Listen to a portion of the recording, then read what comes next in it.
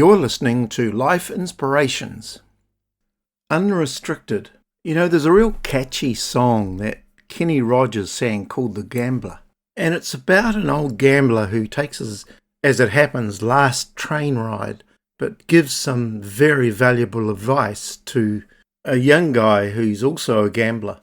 And on the surface, it seems to be just tips on how to play poker. But really, there's a parallel story going on to do with principles for life. And many of you will be familiar with the words of the chorus where it says, you've got to know when to hold 'em, know when to fold 'em, know when to walk away, and know when to run. You never count your money when you're sitting at the table. There'll be time enough for counting when the dealing's done. And the fourth verse of that song says, every gambler knows that the secret to surviving is knowing what to throw away and knowing what to keep. I mean, it's a fabulous song for those of us who hoard stuff, who can't really let go of stuff. And the real lesson to be learned in these words is that if you hold on to something that you know is going to impede your life and your future in some way, then the very best thing that you can do is get rid of them, throw them overboard, walk away from those things, run away from those things. You've got to know when to fold them. It's about shedding those things which are a real blockage and bind you up in life. It's a wee bit like trying to drive your car with the handbrake on. And so in life, the secret lies in knowing what to discard. You see, there's forces or habits that have a deep hold on us that we need to get rid of. And even the way we view ourselves, the way we think, can actually be a great restriction that can take us out and bind us up. The fears and doubts or misguided senses of inadequacy. When God called Moses to lead his people to the promised land, Moses wanted to disqualify himself. He says, who am I that I should go to Pharaoh? What if the people don't listen to me? He was complaining and moaning. I am slow of speech and tongue, he argued. He didn't think that the gifts that he had were adequate for the challenge ahead. Perhaps he was thinking that other people were better qualified than him. The comparison trap. Have a listen to that on my podcast. His own image of himself was as a stumbling, stuttering leader that couldn't do anything much. But listen to this. In order for Moses to go forward and to progress forward into greatness and into the giftings that God had for him, Moses would have to detach himself from his need for safety and security in the back blocks of nowhere, tending sheep. And talk about tending sheep. One day there was a shepherd boy who would become King David, who wanted to take on a giant named Goliath, who was threatening the armies of Israel. David had courage and vision and audacity, but he also had an older brother named Eliab who tried to talk him out of it. Why have you come down here? He said. And with whom did you leave those few sheep in the desert?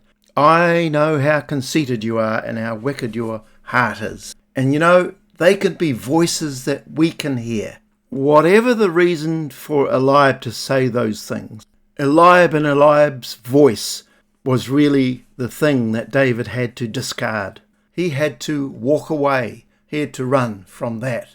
David had to untie the ropes of that can't do attitude. Perhaps it's a past mistake or failure. You know, you've said to yourself, I'm never going to do that again. Once bitten, twice shy. Maybe it's a habit or some sort of a comfort that we've got, or even laziness. Freedom starts with naming it. What is it that binds you up? Perhaps today is the day that you need to pursue detaching yourself from those things. It means seeking to be free of any encumbrances that could trap you. Sometimes the things that bind us, the ropes, the chains, are invisible to us. The character played by Morgan Freeman in the movie The Shawshank Redemption speaks of the fear of freedom in one who has been a prisoner for too long. He says, at first these walls, you hate them. They make you crazy. But after a while, you get used to them and don't notice them anymore. Then comes the day you realize you need them. Being free, freedom itself, can be frightening to people. And at times we can be really upset about the hand that we've been dealt in life. But we hold on to it with dear life, hoping that it'll all work out okay. But really we need to let it go. We need to give our fears and our anxieties to Jesus. I once heard a great poem that illustrates what I'm talking about. As children bring their broken toys with tears for us to mend, I took my broken dreams to God because He is my friend. But then instead of leaving Him in peace to work alone, I hung around and tried to help with ways that were my own. At last I snatched them back and cried, God, how can you be so slow? My child, He said, what could I do? You never did let go. And often we make excuses for holding on to those things which are destructive to us or stop us, impede us from going forward. Jesus told a parable about a man inviting guests to a great banquet. One after the other, people told him they can't come. One said, I just bought a field and I've got to go and see it. Another says, I've just bought 5 yoke of oxen and I must go and check them out. But really, the excuses are bogus. They would be the equivalent in our day of someone saying, I just bought a home that I haven't looked at yet, so I have to go and inspect it. Or I just spent a fortune buying a car over the phone, now I have to go and take a look at it. Their real resistance to going to the banquet, to honouring God with their lives, was something deeper than they wanted to let on.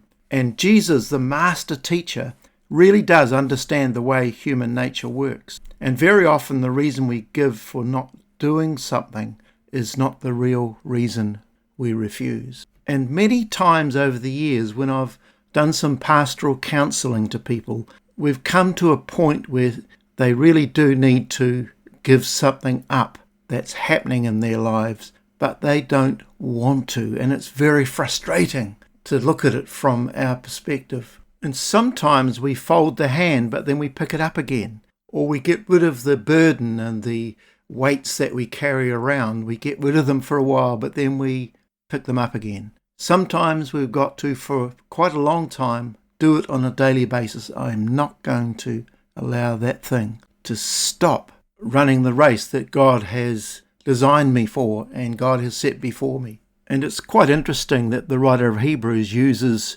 a athletic race, if you like, as a illustration for what we're talking about. And I'm sure they were familiar with the Olympic Games or games in the arena when athletes would throw off any sort of thing that would hinder them in their races and strip down to the bare minimum to get the edge over their competitors. In fact, the Message version of Hebrews 12:2 says this: it means we'd better get on with it. Strip down, start running, and never quit. No extra spiritual fat, no parasitic sins. So what does it really take to throw off everything that hinders and the sins that so easily entangle? What does it take? Well, naming the issue is necessary, but usually not sufficient in itself. It could be an anxiety or a fear or some sort of entrapment.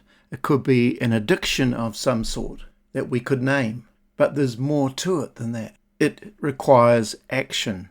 It requires, if we're going to use the illustration of the gambler, to stand up from the table and walk away.